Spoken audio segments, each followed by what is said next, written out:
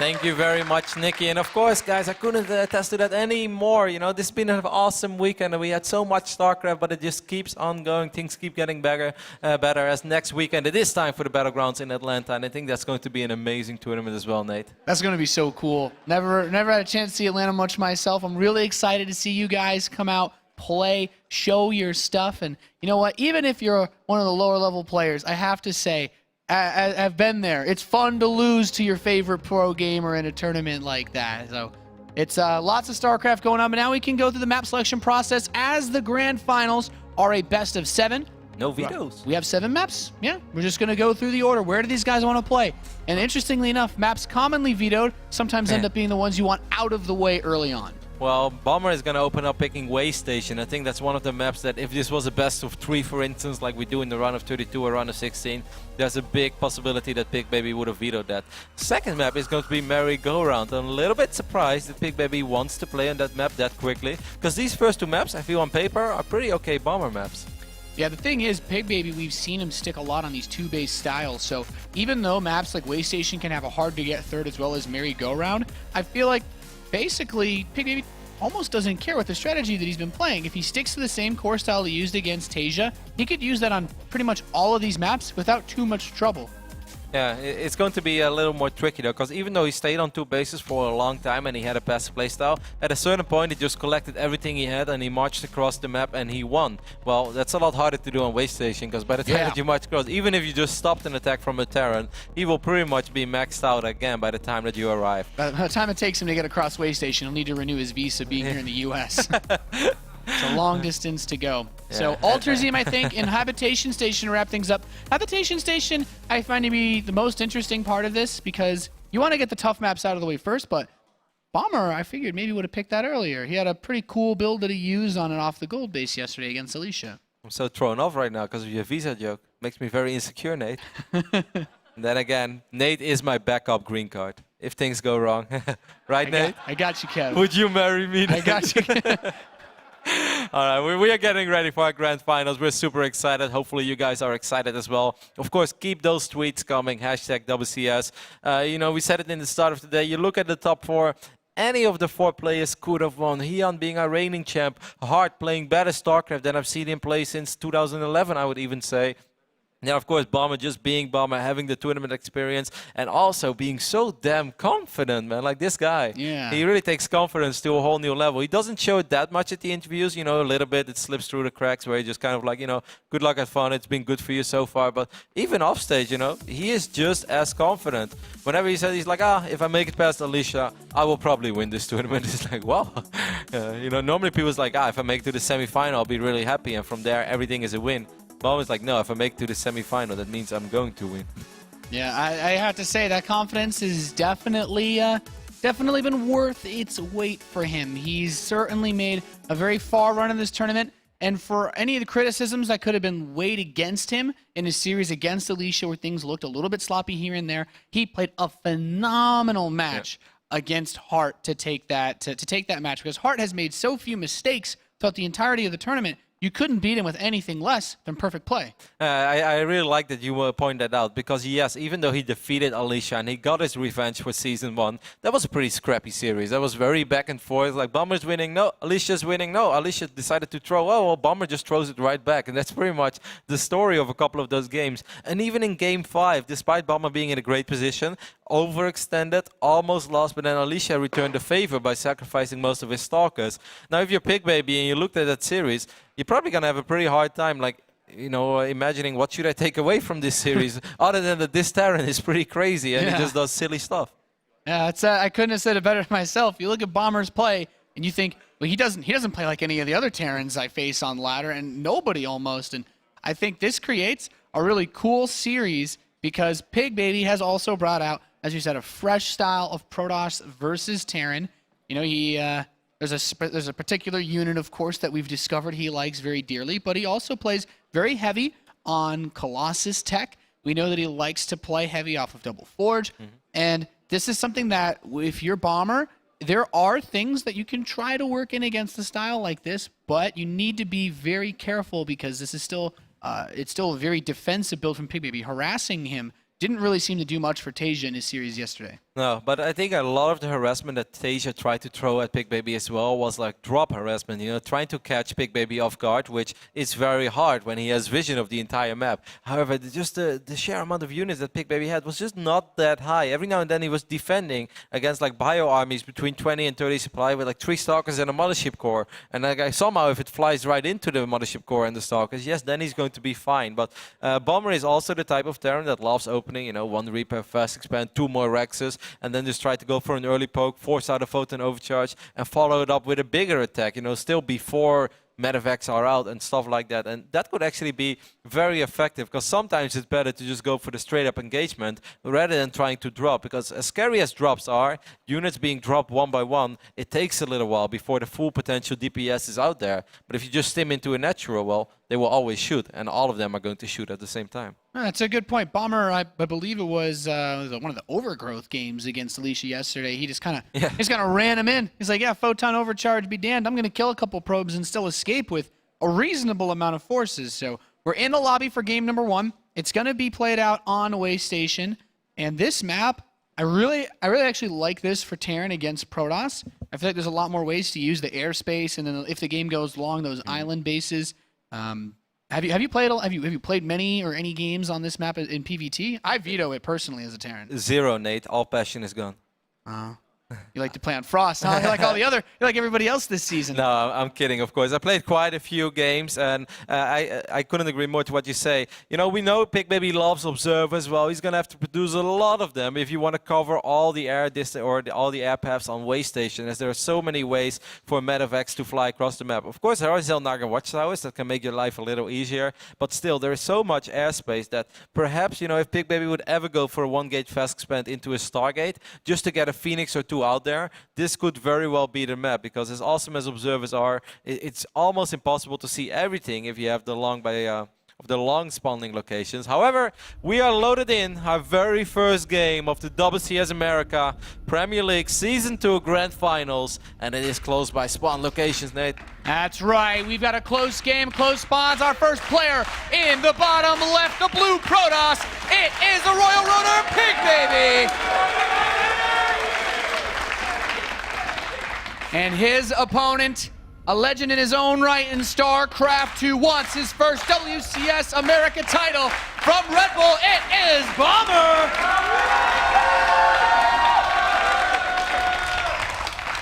Now, for most Terrans, I would say that they prefer the other locations. However, for Bomber, and knowing Bomber's unorthodox playstyle, I actually think he might be quite okay with this. If he wants to go for something similar, like we said before, maybe a Reaper into a 1 Rex, fast expand, 2 more Rexes. This is a little bit better, because you don't want to walk across the map with slow Marines. No. If you have the other spawning locations, that's for sure. Yeah, and that also opens up the door for Pigbaby to do any form of early Zealot, Stalker, Mothership Core harass, a very short distance for him to go. So suddenly the spawning locations can change whatever they had planned before this game. You have to take into account what your opponent can do. And Bomber, he knows, we've actually seen him shy away from a lot of Reaper-based builds, but this barracks into gas, he recognizes that this short distance, but the layout of the main base as well, gives him a really good opportunity to get a lot of scouting in the early game. Yeah, out of all the maps that have been added, I would actually say this is one of the few maps out there where Reapers are still pretty okay. There's this nice little ramp on the south side of these main locations. There's quite a bit of surface area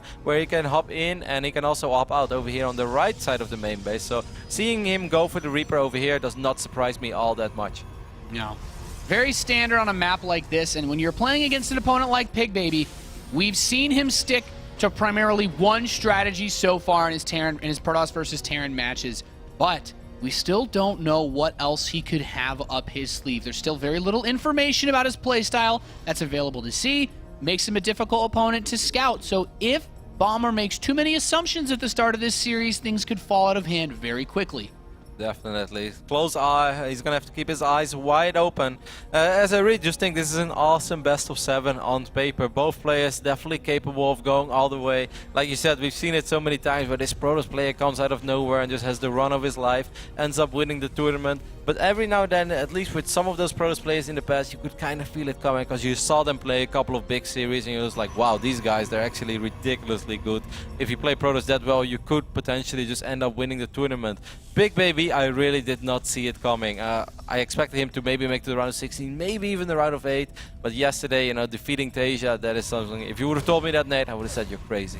Yeah, I mean, Tasia's run was just so incredible. And to think that you have to play against the guy who beat him when he's the favorite player of the whole tournament, well, that's a tall feat. But Bomber's confidence has shown that he is not afraid of anybody. He's not afraid of any odds. He's not afraid of anyone that's betting against him at this point. And the opening for Bomber is definitely in the line of expectation. The Reaper into fast expand, adding 2 more Rexes. But now, oh, okay, this is a Stargate opening. And the Reaper's actually going to find it immediately. Bomber catching a little bit of a break over here. That is awesome. That is exactly what you are hoping for if you are a Bomber.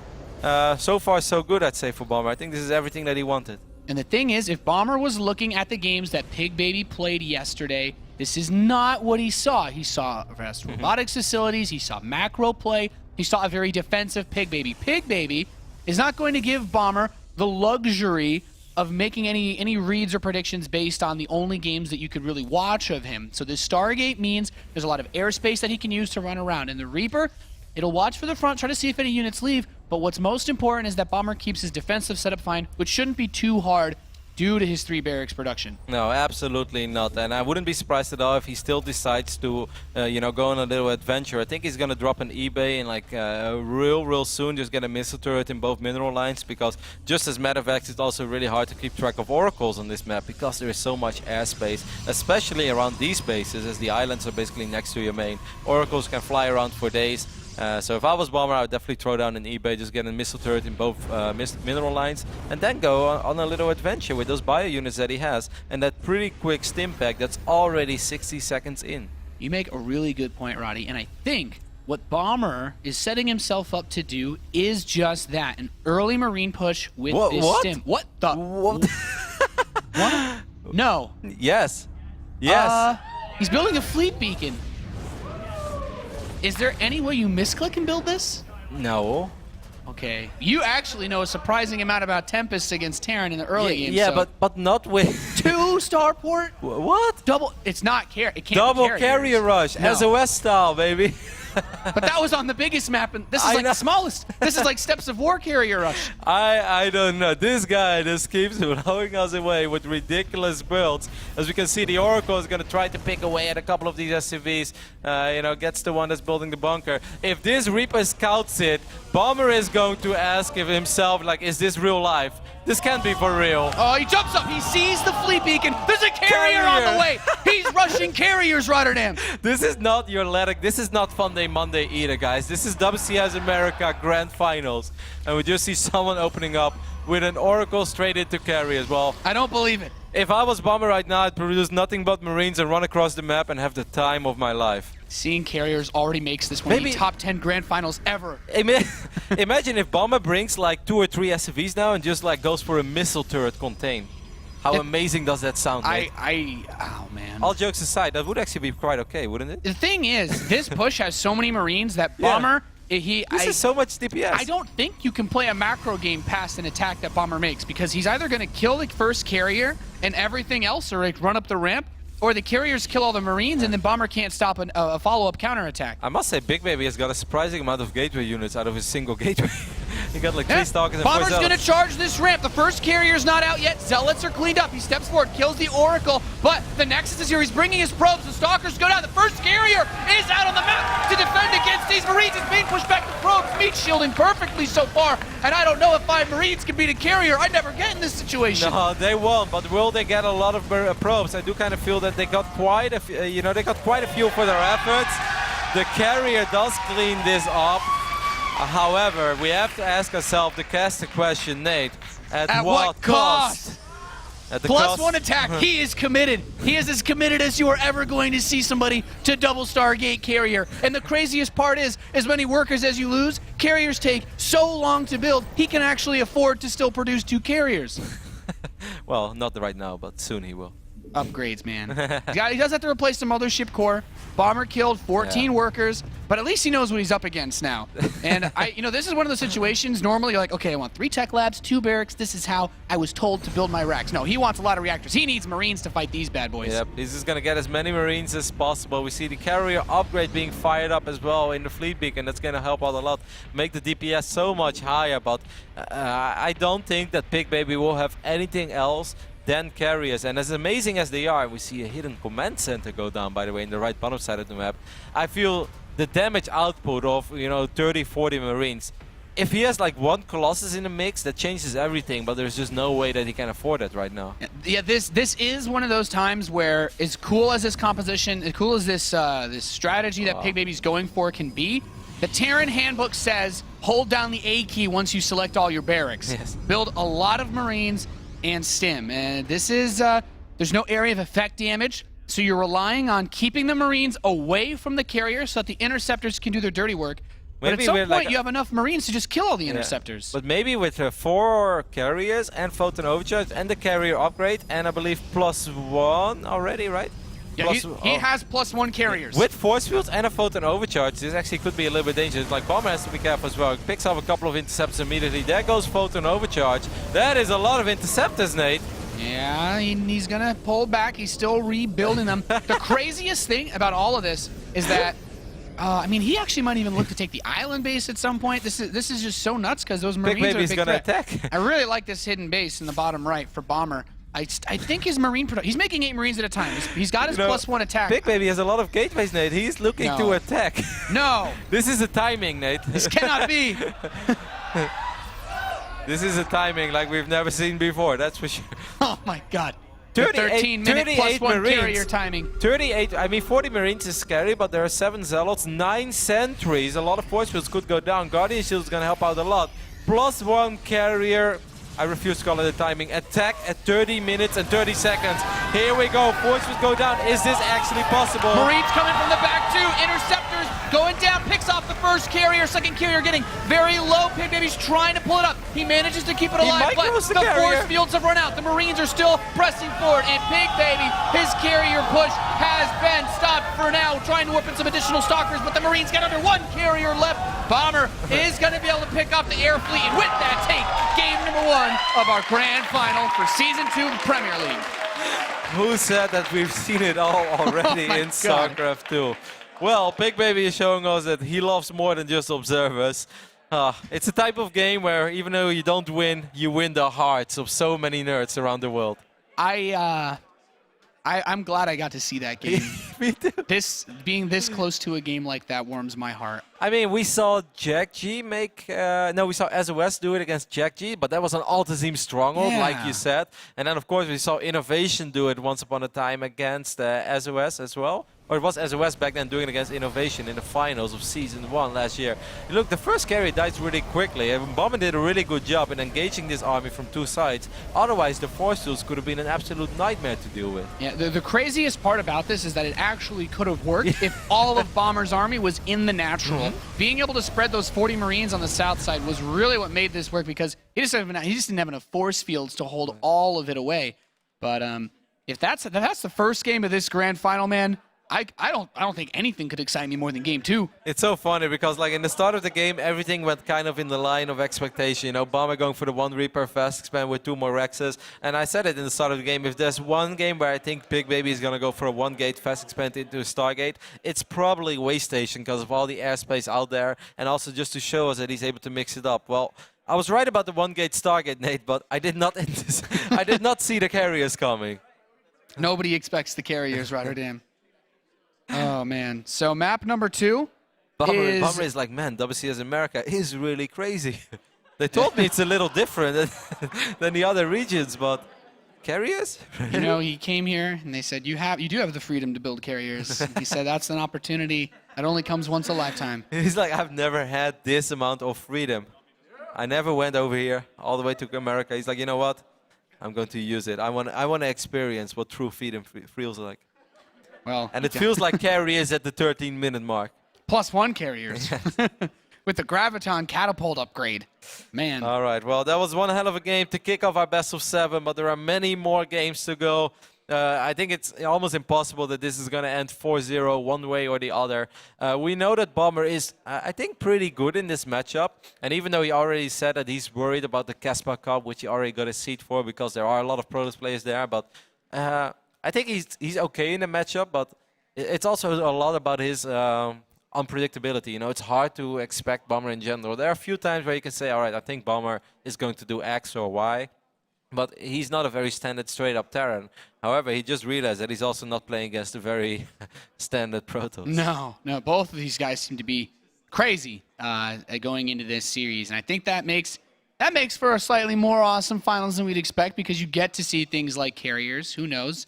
Maybe even if you cross your fingers, you do your chores, keep everyone happy. Maybe you'll get a president from Battle Cruisers.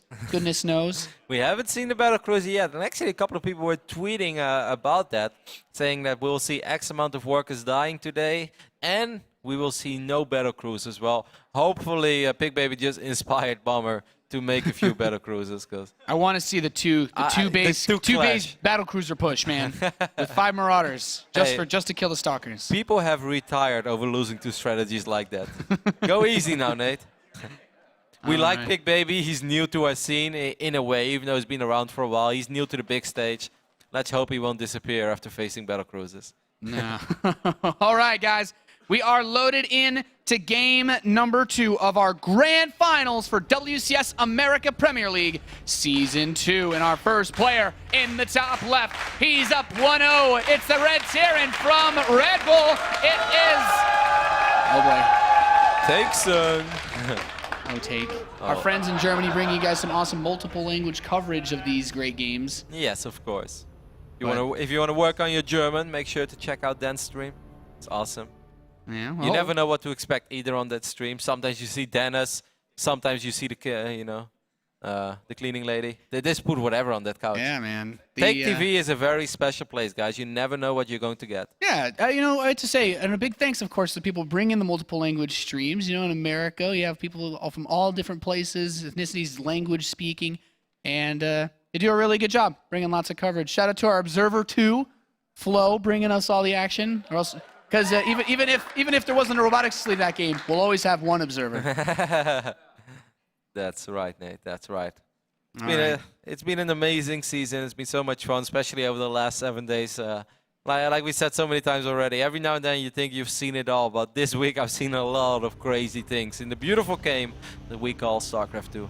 All right, let's do this one over. He deserves this one to get full justice. In the top left position, our Red Terran player up 1-0 in the grand finals. It is Red Bull's Bomber.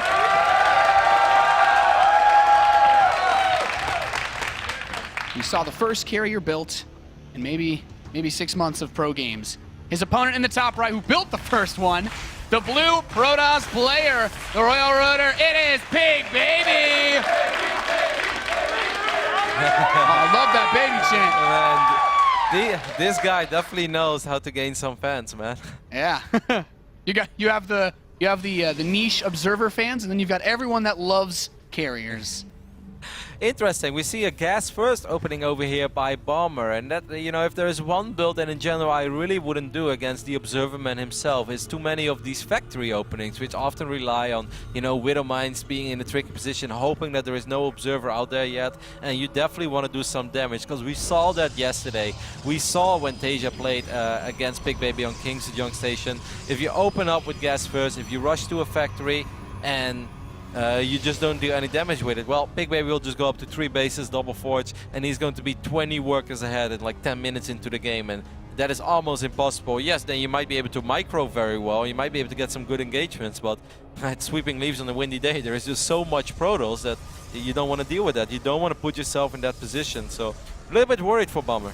Yeah, there's 2 things about what Bomber's doing that I either like or really don't like against what Pigbaby does, and it depends on whether or not Bomber does that thing where he gets the factory and then just expands. He doesn't go for a starport, he doesn't play Widow Mine drop, but to your point about the observers that Pigbaby builds, we also see normally that he tries to get out of his whole composition a lot of stalkers early on before he moves into his upgrades.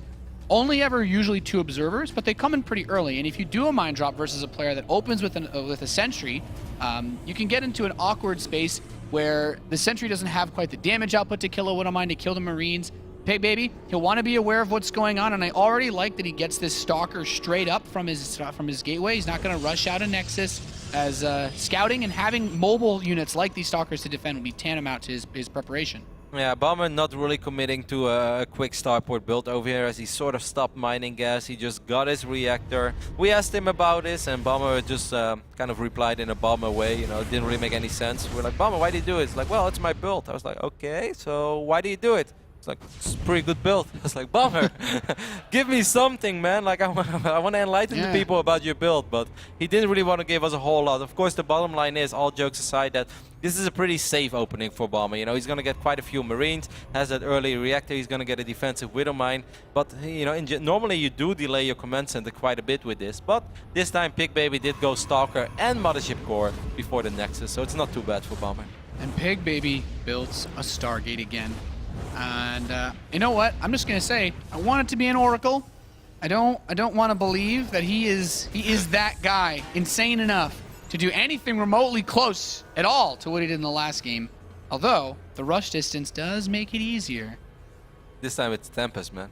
There's a lot of dead airspace next to the base of Bomber. If you park a couple of Tempest over there, you're gonna have a good time. Yeah, man. Just kidding, guys. It will most likely be an Oracle. A man can dream, right? Yeah, he doesn't have quite the resources for a fleet beacon just yet. So his natural expansion is going to finish up. There is the Oracle on the way, and Bomber's command center is going to finish up. So Bomber's opener naturally deflects this, because you have the fast Marine production, you have the Widowmine, and the Widowmine being in the mineral line says, just come on over. You can lose your Oracle nice and fast, and that's really all you need. Because look at this, all his Marines are in the natural. So he has both of his bases covered already. He doesn't even need an engineering bay or any missile turrets. And like, I would love to see him put that one Marine that's on the mineral line also on top of that in the mineral line. That's put it on top of the Widowmine to make it even harder to detect. But it's still relatively hard because it's in the path of these SFVs. So Pigbaby is gonna have to be very careful about how he wants to go about this one. Because you don't want to lose your Oracle in this phase in the game. That'd be devastating. You know, Pigbaby actually did not probe scout this game, so his Oracle will go to the wrong base first. A scan comes down from Bomber. And there's no way any man would believe that, you know, we'd have something similarly crazy. So he can kind of expect what's He immediately coming. repositions his Widowmine, the second one, because the first one was pretty obvious, like in the middle of the ramp. He repositioned it to behind the middle line. Here comes that other Oracle. The Oracle is going to see a bunch of Marines, going to pick up a Marine, going to pick up an SCV. Pigbaby has to be very careful. He's getting very close to that Widowmine. And boom goes the dynamite. Oracle destroyed. But back home for Pigbaby, he has just one forge. He is really mixing it up so far in this series. He's not doing the the anti-Tasia build, which is just the same thing over and over again. 4 gateways being added as well after the Twilight, which gives us the feeling that he probably wants to play an Archon style over here. Actually, it's going to be Blink at first, but he gets armor, and that's kind of surprising, because normally when you want to rely on Blink Stalkers, you would get attack 5 gates even. Now, the reason why this is surprising is, of course, 6 gates. Yeah, this is an all-out attack for Pigbaby, and I'm really surprised to see this, Nate. This is so different than what we saw him do yesterday. And once more, I'm surprised to see it being armor instead of attack. Normally, armor is fantastic against Terran to keep your zealots alive and stuff like that. But if you play Blink Stalkers, you're gonna blink your Stalkers back anyway when they lose their shields. So why wouldn't you rather get attack instead of armor? Because once you lose all your shields, most of the time your Stalkers are in trouble already anyways. So armor doesn't really come into play immediately.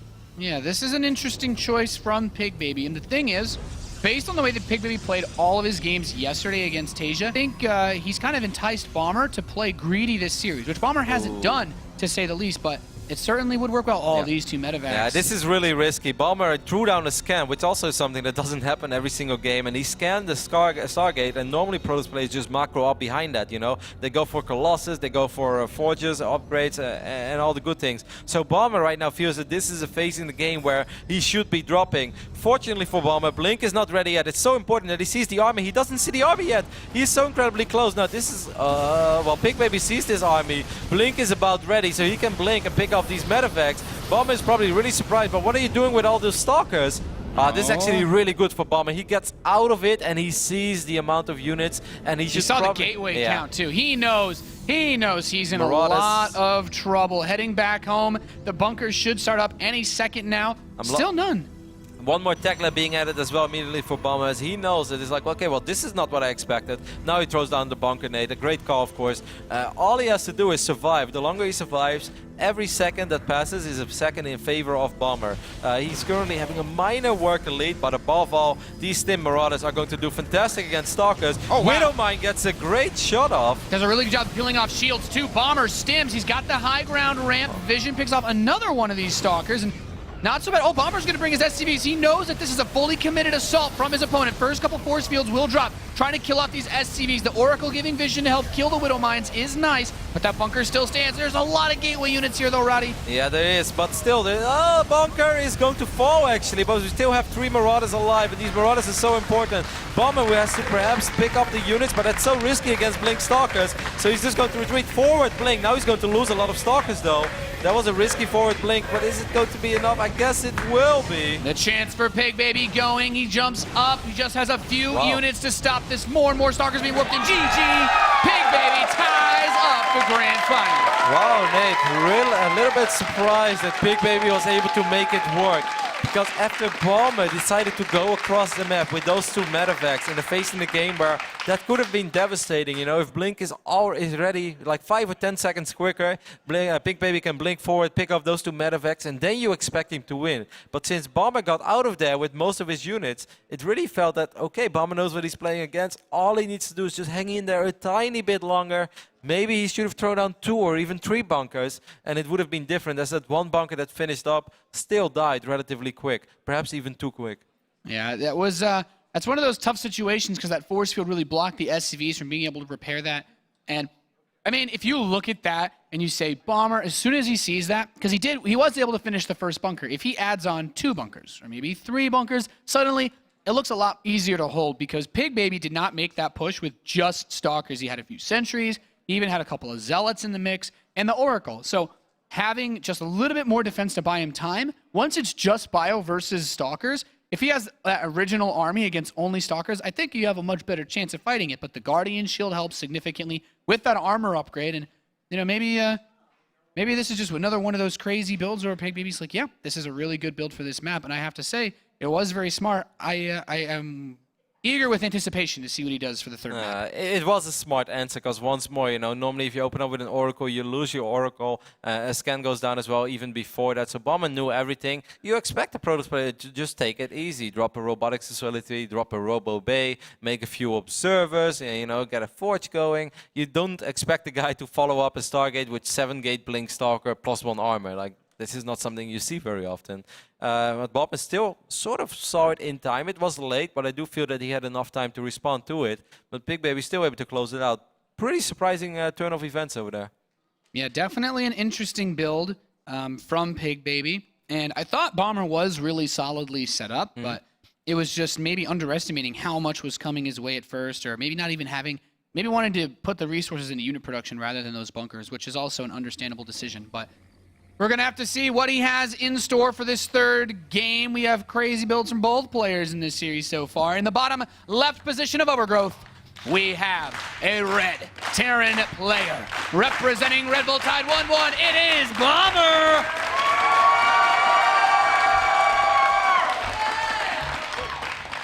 And in the top right position, the blue Protoss player. He's teamless, but not for long. It is Pigbaby!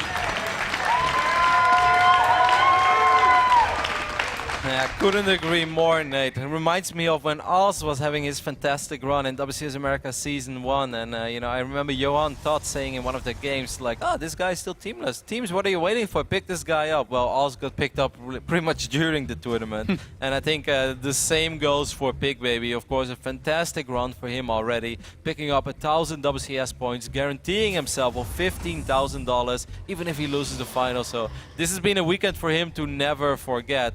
But of course, he wants more. When you're this close, you want to go all the way. That's right. Pigbaby, of course, still rocking that Kappa jersey. You know what, man? I'm half tempted to offer to buy it right off him if he wins this. I'm sure with the prize money, if he won this tournament, he could buy himself 100 Kappa jackets. You know, there are plenty of Kappa jackets out there right now. No, but there's not many tournament winning ones. Bomber's opening up with 2 barracks. And this is kicking it a little bit old school. The old 12-14. Don't see it terribly often. No, once more, this is kind of what I'm expecting throughout this series. You know, we saw 1 or 2 games play out standard, but both of these guys are a little bit out there. They're not afraid to do things different. And I think that's why this was such a beautiful final on paper. And so far, it's definitely living up to that expectation. These guys are going to play different. We're going to see an unusual turn of events in TVP. Oh, man. Okay. That was close. Now He's turning back. He's waiting to see the SCV come down because this is a time where the SCV should come to build a command center. So Pigbaby has good reason to keep his probe here. But if that SCV, look at this Bomber, so smart. He's not even moving his SCV away from that barracks yet. Oh, okay. Oh, the probe sees the SCV leave. You might think that there's something there, but maybe it's just the one that was coming to build that command center. Exactly. He can't be sure just yet. Nope, at the same time, Bomber is cutting on the other side of the map. He's seeing that so far everything is normal, even though we see our pros player already mining off his simulator with 3 probes on each gas. Now that is a little different, because normally he has 2 on gas in this phase in the game. Now Bomber drops the command center, you know, like everything is just normal. It's like, no Bomber, you dropped another Rex already, so you're supposed to do something with that, but apparently, Nate, Bomber doesn't feel so. You know, I used to think when oracles were first becoming a thing, you'd always worry about if you open with 2 barracks like this, and that's fast 3rd barracks, you have enough Marines to hold off most any early aggression that your Protoss opponent could bring to you. So as aggressive as a 2 barracks play sounds, it also can be surprisingly defensive, and it can work out really well like that. He's going to see this probe at the natural. He sees the Nexus drop, which is very important. So this gives him a choice now, because before the Nexus completes, he cannot photon overcharge it. In fact, he's going for a quick sentry after this, so not a lot of firepower if Bomber decided to push. I'm really curious what is going to be the next building of Pigbaby. We saw him go Stargate twice. This time it's going to be the robotics facility, because of course he was mining a lot of gas. So what you gonna do with all that gas, Pigbaby? Well, Pigbaby's gonna make a lot of observers, that's for sure, Nate. Yeah. Bomber's finishing up his command center back home. I still think that there's a little bit of work that could have been done with these Marines, but he'd rather play it safe. Rather play safe than sorry. Even sacrificing a bit of economy, but 3 gateways. That's 1 more than he normally gets, so I'm a little bit surprised by it. Do you think he's going to open up with a Warp Prism? I know we've seen him bust out the Warp Prism play once he gets his Colossus count up, but with his probe still out on the map, he certainly has a lot of options. But whatever the case, he's going to run into a lot more Marines than he was expecting whenever he decides to make his early push, if he decides to push early on. Oh, an Immortal! Right, Immortal. Well, this doesn't detect units, Roddy. No, not yet, but there's no need for that. I'm really surprised by this opening so from Pigbaby, even though not a whole lot is happening, of course, in this game. So you guys probably wonder, like, you know, what is so fascinating about it? But it's just all a little bit different than he normally does it. Normally he has 2 on gas, now he has 3. Normally he adds 2 extra gateways, now he adds 3 extra gateways, which almost gives me an idea, like, perhaps Pigbaby is on the impression that Bomber switched to Zerg and he wants to Immortal Sentry all in him. We've seen it before. And the scariest part is, I think it's going to be. If Bomber scanned him right now, he would see what, if he scanned just in vision of where that robotics facility is, he would see what looks like the standard setup that he had in all those games against Tasia. Unless he could see the Immortal. That's the really important part. But I mean, if he scans there, then he would also see the observers, and 4 damn, observers are on my mind. I don't mean observers, I mean sentries. He would see 4 sentries, and 4 sentries is just a little more than the Protoss normally has in this phase in the game. He's only ever he's ever built in one game is two sentries. And then he lost them to the Winter Mine. He's like, never making this unit again. I should make more observers. Yeah. And he did. And he did, and it was good. It was really good. So Pigbaby marching across the map with 2 Immortals, a bunch of sentries. He already has his pylon ready. This is a 4-gate Immortal Sentry push. You know, Nate, why not? I'm all for it. Yeah, this is going to be crazy. The scan from Bomber reveals absolutely nothing. But you know what? he says. That's like the best read I've ever seen anyone make. He's like, I see nothing. That means I'm getting all in. I need bunkers. That's so sick. Sometimes it's better to show that you have at least a couple gateways, you know? Don't hide all your buildings in the future, guys. It freaks Bomber out. It's like he decided not to build anything in his main. It's got to be somewhere, maybe closer to me. And this push looks very scary. Yeah, man. Like, even with these bunkers, Immortals, they just do terrible things to bunkers. There are so many force fields as well. Their Guardian Shield. Stim is not ready yet. This is a really, really tough hold for Bomber. I like that he moved SCVs out front so he could try to repair the bunkers from both sides, but Bomber still having a really tough time. All of the Immortals are still alive with a lot of shields, so these bunkers, they're gonna drop like flies. One Immortal's taking a lot of damage. Yes, all of the bunkers are gone. Most of the energy as well. The photon, the Mothership Core Stim dies. is almost done. These Zealots need to come in and buffer. Great hold, but that is a fantastic hold by Bomber. Yeah, he lost 9 SCVs in this defense.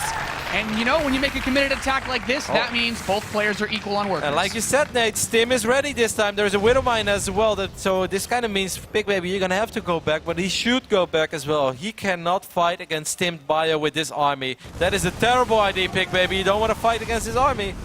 No, trades a Zealot. Oh, he stims. Okay, without Medivacs, he needs to make this stim do a lot more. He's bringing the SCVs too. Nice juke back to avoid the force field. The Zealot's still doing no damage. He could almost step in once again and try to kill those Stalkers, but I think pretty smart play to just back it up, wait for the Medivacs, wait for the healing power, and get this Bioforce's health renewed. Yep, one Medivac is about to spawn, second Medivac almost on the way. A lot of Marines on the map, but a lot of them are very low on HP, so Bunker's like, you know what, I should get just one more Bunker. Another Stim, so much of this army is low on HP, but does that matter as there is so much damage output in this Terran army and the Immortals dancing? The Immortals walk forward, everything dies, GG, Bomber moves up 2-1 over Pigbaby in our grand final, and we have had some topsy-turvy games so far, Kev. That was a really remarkable hold by Bomber, and what a great read as well. That game sense, throws down his can, sees nothing, he's like, oh, that's really bad. Like, if I see nothing, I know I'm in trouble. Throws down 3 bunkers, and even with those 3 bunkers, I was pretty worried about it, because Immortals are so damn strong against bunkers, but he just bought enough time for that Marine count to keep growing, picked off a sentry, and after the moment you pick up the first and second sentry, that's when you get close. He got the Mothership Core, got some damage out on this Immortal, and from that point on, you know, he survived up to the point where he had Stim. Really well done by Bomber. That was excellent. Yeah, really, really solid hold, and that's just one of those. It's one of those like, say you're on the edge. You're on the edge right there, and if those Immortals can break those bunkers down and still have some sentry energy left, those SCVs get force fielded away from the Marines, and everything just starts to snowball in the Protoss player's favor. But Bomber did a really nice job of getting those bunkers up in time, and despite not being able to see what was coming, making a read that you wouldn't hide all your tech buildings away from your main base unless you were going to commit to something aggressive. Couldn't agree more, Nate. Either way, we are looking at 2-1 lead for Bomber. Of course, we're playing a best of 7, and with these two guys, I think it's safe to say that anything is possible. Haven't seen the long game yet, haven't seen the Observer Madness yet of Pigbaby. So far, though, Bomber, it is also a very special story. Yes, this is Bomber who has won tournaments around the world, and he's been around since 2010, basically, and he has competed at the absolute highest level. There were times where people said Bomber is probably the best player in the world right now. But it's been a while since he was that Bomber. We all know that he was still good, and he definitely changed. He's playing in such a unique way that people are often questioning, you know, is this still the same Bomber? Can he still win tournaments? Well, Nate, he's doing what Tasia wasn't able to do yesterday, and that is taking at least 2 maps of this guy called Pigbaby. Yeah, Bomber, I have to, you know, that's actually another good point that you bring up, aside from the different creative styles or old school builds. I like that second Rax. It just gives you so much more Marines when you're fighting against an Immortal-based push like that. You don't have to worry about, you know, your Marauders getting target fired. You don't really have any Marauders, so Marines in this situation, really good. I'm excited to see what these players break out on the next map. Every single game we've had is just something completely different. Yeah, it truly has been. It's almost impossible at this point on to make predictions. Everything started off relatively normal on Waystation. We're like, yeah, hey, this is actually what we predicted. We're onto something. And then it's like, nope. Carriers, and after that, well, it was impossible to be right. But it's been a very fun series to watch so far, as our next game is going to be played on King Sejong Station. And Nate, why don't you just do what you do, like no one else in the business? Oh, thank you, Roddy. We have, in the top left position of King Sejong Station, A blue Protoss who likes carriers and observers. Down 1-2, it is Pigbaby. He has scored himself a lot of American fans here. And his opponent in the bottom right, the red Terran player representing Red Bull up 2-1. It is Bomber.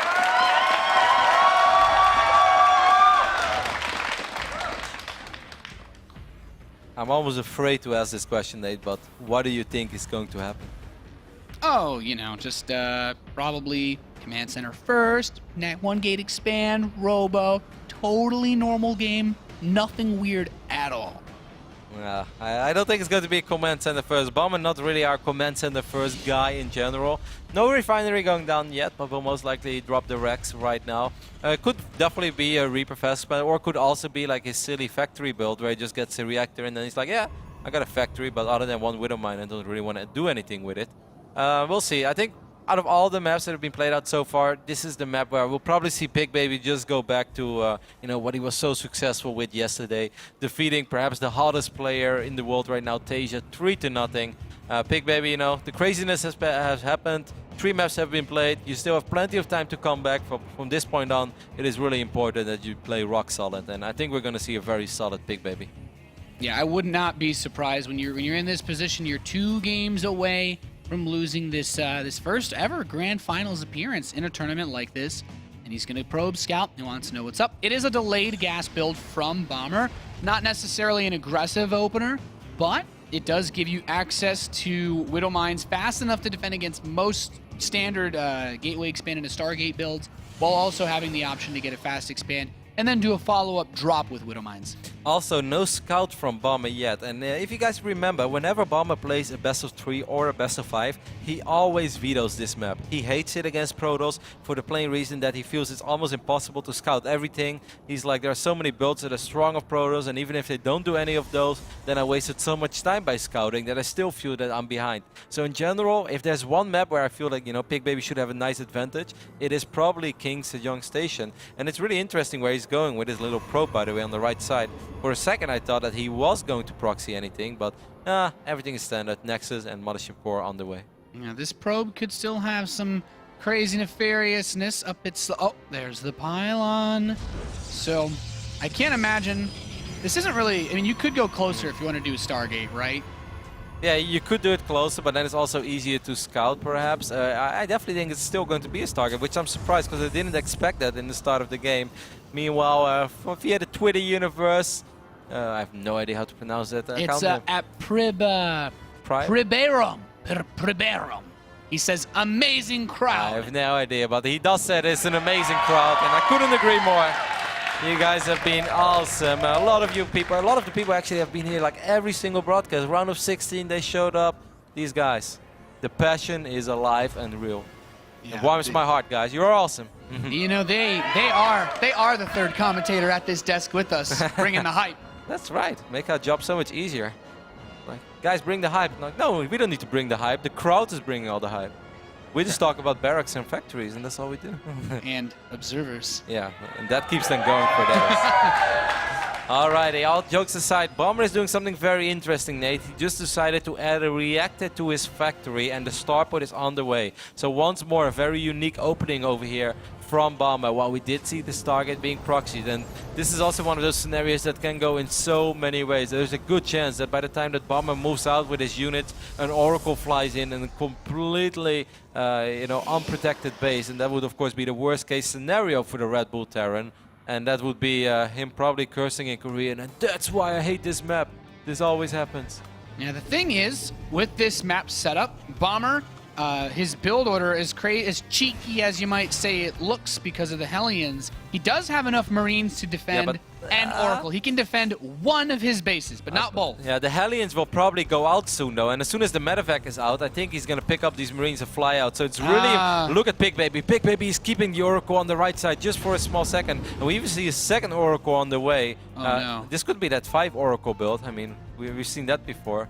Either way, this can be very bad for Bomber, because as soon as these units show up, yes, Bomber is going to kill a lot of workers, but he's also going to lose quite a few workers. Yeah, you don't walk away from 2 This to is 5 going to be a oracles massacre on unscathed. either side. Like, Yeah, it's going to be this- really difficult. Could be a double massacre. But this is the yeah. But this is the moment where you say, God bless Photon Overcharge. It is beautiful being a Protoss. Yeah, the drop's going to land in the main base. The Hellions running into the natural. Photon overcharges. The natural expansion focuses down Oh, the the medevac, probes. but the Hellions run in and they can catch these Stalkers. He's going straight for the worker line while the Marines pick up the Stalkers. This is quite nice. The Oracles run into the main base of Bomber in the midst of all of this. Go to town in these SCVs. They're on the run, but Hellions can chase probes far better than Oracles chase SCVs. Wow, Bomber doing an insane amount of damage. Ignored the Photon Overcharge in the natural. Just ran out to the main and killed so many workers. Of course, this massacre is not over yet. Like you said, Nate, this could be a double massacre, and that is exactly what it is. Well, these guys just can't play a normal game. They both killed 20 workers at this 8-minute mark. You know, lucky for that guy that won that Heart of the Swarm game, man. A lot of the workers are dying in this game today. Yes. You know, what does this even mean for the state of the game? Well, Protoss doesn't have mules, but he does have a third Nexus that's about to finish. Yes, and he is still 10 workers ahead, but he has a very, very weak army in a straight-up engagement. That Widowmine could have done some serious work. I like that he put the Marauders in his mineral line. It's like, Yeah. lay back, shoot up. Doesn't work like that. That should actually be an upgrade. Your Marauders can now sunbathe and shoot missiles in the air. Maybe they can tan a little bit as well. That's awesome. Your tans, Roddy. Oracle's going over towards the natural. You know, he's decided to move all of his SCVs away. That's one way to counter it, just not have workers there. But like I said, this is such a bizarre scenario. You know, if nothing happens in the next 3 minutes, then it's very good for Pigbaby. But with Stim finishing up, I really do have the feeling that Bomber wants to make something happen. And in a straight-up engagement, I really don't see any units of Pigbaby that are going to be strong against Stim Bio. So this is a very bizarre, unique scenario once more. That it's really hard to say how it's going to play out from this point. Yeah, these Marines. Oh, the Oracle runs straight into the Marines. What? There's the Stim. Why doesn't he He's fight? running away. I think the Stim Bomber, Marines could have done it originally. Yeah. Oh he's my running to his Widowmine. Oh, well, Okay. he's getting one. He's going to kill one. But you Yeah, know what? I Without totally the agree medevac, with you. he just lost a lot of health. Kind of in a few Marines, needlessly, I'd say. I totally agree with you. I really think he could have started fighting that. Yes, Oracles kill Marines very quickly, but Stim Marines kill Oracles pretty quick Stim as well. Marines kill everything quickly. But this is great for Pigbaby because now he just bought a lot of time for himself. Yeah, Bomber can't leave his base. Yeah, now. and the Twilight Council is on the way. We see Blink being researched once more, +1 armor boy. being fired up. This time I don't mind the armor upgrade for the Blink Stalkers. I actually think it's pretty smart. Because, you know, like Blink is more of a defensive tool right now than it's aggressive. Even though if he wants to be aggressive, Oh, I think getting aggressive would be really easy at this point. Pigbaby has his main base saturated, his natural saturated, and he's saturated minerals on the third. So this already looks Wow. like the setup that he's had in many of his other games. But as you stated, this is not a double forge build. I think he could. I think with this economy, he could blast out a lot of Stalkers, and even with that armor, Zealots follow up as well. yeah, he doesn't have that many gateways to work from just yet though. He was on 3, but he's adding 3 more, and now he wipes in 2 additional gates. So now we're looking at 8 gateways, and obviously 9 even. So Pigbaby has access to a ridiculous amount of Stalkers, and this kind of gives us the idea, like, yes, he does want to attack, and it's going to be very hard for Bomber to deal with that. Even though Bomber is working on 5 Rexes in the near future, the economy of Pigbaby is just insane. He's on 61 workers spread over 3 bases, which of course is way better than being on 42 on 2 bases. Yeah, he's going to be on 10 warp gates, and off 3 bases, a lot of production. This revelation from the Oracle, very nice. He can keep track of these units, and that means trying to drop, not really an option. Pigbaby probably very happy with the idea that Bomber has intentions of moving out. He's like, oh yeah, cool.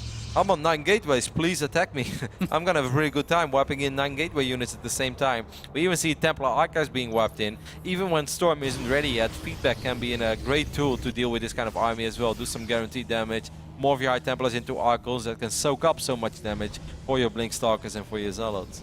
Yeah, especially when you have so many of these Bomber gateway units. Like, the last thing that Bomber should be doing right now is probably be aggressive. I think you see that many units, and Yeah. you don't want to attack that. You're like, that's don't know, way more Kev. Protoss than I anticipated. Maybe I should go back. But then Bomber's like, well, if I go back, I'm still down a base. That's also very tricky. What do I do? Yeah, what do you do, Bomber? You know, when I look at this position, there is not really any point of weakness for Pigbaby. I mean, Bomber would have to move all the way to the other side to be able to attack this directly. And with this many gateway units, yeah, he's got a Widowmine, but it won't even kill the Archon. Second one will help finish it off, but I still don't think he can fight this army head-to-head. The sentries are just the scary part. You know, if it wasn't be for sentries, then Bomber can start kiting, can start dancing back and forth. A lot of our Templars being wiped in and behind enemy lines gives us the idea that Pigbaby does want to get aggressive as well. Charge is about to finish up for him as well. This is a really weird 1-1 charge, Blink Stalker attack. That's a very awkward blink. I don't like that blink at all, Nate. Oh, he's bringing his SCVs up to help against this. That was a terrible blink. This is actually going to work really well because the Zealots were not able to get close enough. The charge was not good. These Archons that were warped in to flank his force, I mean, they kind of accidentally killed another 20 SCVs, but Bomber shuts this army down with almost no effort at all. Oh my god, Pigbaby really just, I wouldn't say that he just threw the game, but he lost so much of his potential army there. His army could be so strong. Bomber making a mistake now as well, miscontrolling these medevacs a little bit. Now these Stalkers are on cooldown again. The sentry will get picked off. Madness, Nate, madness all around. Pigbaby, if he attacks with this army, there's no way that Bomber has enough at home. But does Pigbaby have enough at home? He doesn't have Storm on the way. This is going to be one of those awkward do you base trade a Terran scenarios as Pigbaby moves into the natural of the Terran. And Bomber has an incredible amount of units. There's no Photon Overcharge. There's no Storm. The probes are coming off to fight against Bomber. Will the Terran player be able to break his opponent? His natural is forfeit, but Pigbaby's buildings can't fly. However, he's got pylons strung all around this map. He's getting on top of the Terran production. He's going for the starport. He's going for these barracks. And I don't think anything that trickles out of these is going to be enough to kill. I'd really like to see Bomber lift these buildings out, try to get his production elsewhere, because he's just going to go in and kill everything Pigbaby has. Yep, he is going to kill everything. Attack move over there. There you go, Bomber. He's going to massacre all of these probes. He's going to take out all these buildings. Bomber already secured one orbital command. There's not a whole lot of anti-air in this army, so this other air orbital probably makes it out here as well. Man, this is an absolute disaster scenario for Pigbaby. It was hard to imagine a world where he wasn't going to win this game. Being up a base, being up in upgrades, having so much infrastructure, just being up in pretty much everything. But that was the worst engagement he could have ever got. And right on that moment, Bomber pulling the SCVs as well. And this is one hell of a Terran force. He can't fight this army straight up. There's just no way. No, this army is too good from Bomber. Pigbaby has absolutely nothing to reproduce his forces with. The only thing he has is that Nexus to stop all of his other buildings from being revealed. And he does have quite a few pylons out on the map, but like you said, Kev, this army, he actually can't fight. Look at this, he's bringing SCVs to build bunkers in Pigbaby's old natural. Yeah, the only scary thing is that there's not a whole lot of energy on these medevacs, so Bomber has to be a tiny bit careful with how many times he decides to stim. We even see a Phoenix being added. That's a little ambitious, Pigbaby. I don't think this is going to be a base trade just yet. It's an insurance policy, though. If he can kill Bomber's army, he can theoretically win the game. Cannot lift off and force a draw in this situation. Yep. But if I was him, I would use that Phoenix to fight, because he's going to need every single HP and damage output that he could potentially wish for. This orbital is going to take a lot of damage, but it should make it safely to the other side of this edge, where Bomber's army is waiting. And with Bunkers as well, Bunkers are already so good against this army of Pigbaby, and Bomber's army is already so good in general. The upgrades right now are even, 1-1 on either side. I don't think that Pigbaby can break Bomber over here, Nate. He's shut down one bunker, two bunkers, third bunker in the back, but all of the Zealots are gone, and Pigbaby just has Archons versus so many medevacs to heal. The army cleaned up. GG. Bomber goes up 3-1. Wow. One map win away from his first WCS America Championship title. And Vegas is calling as well. They want to give the biggest sweets to Bomber, Nate. That's what's happening over here. I cannot believe that Bomber just won that game. That made no sense at all. Pigbaby had everything going for himself. Upgrades, you know, infrastructure. He had so much production to work with. He was up a base. He was up in economy. Absolutely the worst fight that he could have ever possibly imagined. Yeah, it came down to two things. And the SCVs that Bomber wanted to pull with his reinforcements actually stopped the flanking army that was warped in. And when Pigbaby went to engage, his charge finished just before that fight, but that means his Zealots were moving so much slower than his Stalkers that his Stalkers were actually the front line of his army, and he blinked them out of the way, but still in range of the Marines and Marauders. He had no micro potential in that fight. He had no AoE, and Bomber had just finished his 1-1 upgrade, so both players were actually even on upgrades, in which case Zealots, not so great versus Marines. It's really funny as well, because like yesterday, it was truly slow and steady wins the race for Pigbaby. He was so passive, so collected with everything. Perhaps the nerves of the finals really getting to him over here, because there was no need for him to make that attack so unorganized, you know, like start warping in units on the other side of the map. The idea was cool, but there is no need for cool RDs. There's no need to be fancy when you're that far ahead. And basically all you have to do is just keep your army together and make sure the only thing that can potentially lose you the game does not happen. And it would have been a little tricky regardless, because yes, there is still a lot of damage output in that army of Bomber, but if all of the Archons are there, if the Zealots are there, if the Stalkers are in good position and Guardian Shield actually protects more than like 4 units, then that would have been a different fight. But above all, we can also say like Pigbaby had no reason to even be there. Like, could he have potentially won the game there? Yeah, probably. Did he have to? No, absolutely not. The ball was in Bomber's corner. Bomber had to make something happen, not Pigbaby. Yeah, I completely agree with you. And as we move on to Frost for our next potentially final map, this guy needs a little something else in this He needs series. observers, Nate. That's what he needs. Yes, he does. He's our blue Protoss in the bottom left. He needs 3 games in a row to win. It is Pigbaby.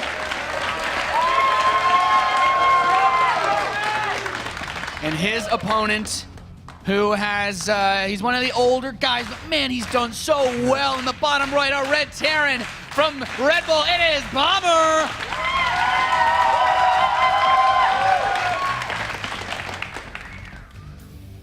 And I have to say, when you look at this series, the way it started and the way it looks like it's gonna end, it has been just crazy back and forth every single game. And how often do you see both players kill 20 of each other's workers in the first 7-8 minutes? It's kind of like, you know, this could have potentially happened. We said it. What often happens is like, yes, Terran is going to do a lot of damage on the other side of the map, but then the Oracles fly in and do even more damage. And well, that's exactly what happened. Pigbaby still found himself in a good position after losing 20 probes. And normally if you lose 20 probes at the 8-minute mark, well, you're pretty dead as a Protoss. But he actually was ahead. Unfortunately for him, it didn't connect. Either way, everything or nothing right now for Pigbaby. He's definitely not down and out yet, because if you can 3-0 Tasia, you can also 3-0 Bomber, and he can still win WCS America Premier League Season 2. But Bomber, his unpredictability, his silliness even, makes it also so hard to play against him in a best-of-7 series like this. He might not be the fancy Bomber, the absolute best player in the world that he once upon a time was, but he is so much smarter than he has ever been. I really think there's no other way to put it. Bomber is approaching this matchup so incredibly smart. Yeah, he's made a lot of really good decisions, either with his build orders, sacrificing economy for extra defense, or picking the right time to move out. And we're seeing it again on this map. Bomber, he's actually going to SCV scout. It is a 4-player map, but he's open with that gas first build. He's got the very fast factory, which we've seen time and time again, generally tends to be for defensive purposes. And against Pigbaby, why risk it? He's actually made a disturbingly low number of observers in this series to defend against the Widowmine play. I really think Pigbaby is going to go back right now to what has brought him most success, and there's really no reason. Frost is also such a a map that everyone is familiar with. We see Frost pretty much in every single series, even though the last few days have been a little less, and in the second part of the round of 16, but before that we had Frost in almost every series we casted. I really think there's no need for Pigbaby to do anything other than his absolute best build, and the build that he yesterday dismantled one of the absolute best players in the world with.